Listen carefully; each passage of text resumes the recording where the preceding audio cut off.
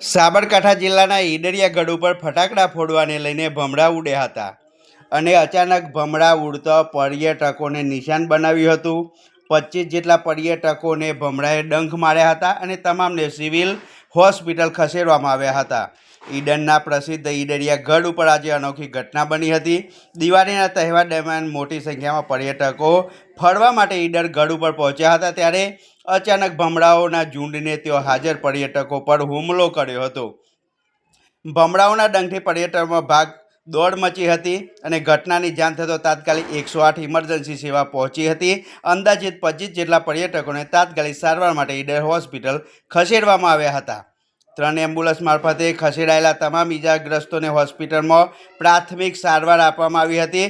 સદનસીબે તમામની હાલત સ્થિર અને સુધારાની દિશામાં હોવાનું તબીબોએ જણાવ્યું હતું. સ્થાનિક પ્રશાસન દ્વારા ઈડર ગઢ વિસ્તારમાં પર્યટકોને સાવચેતી રાખવા અને ભમરા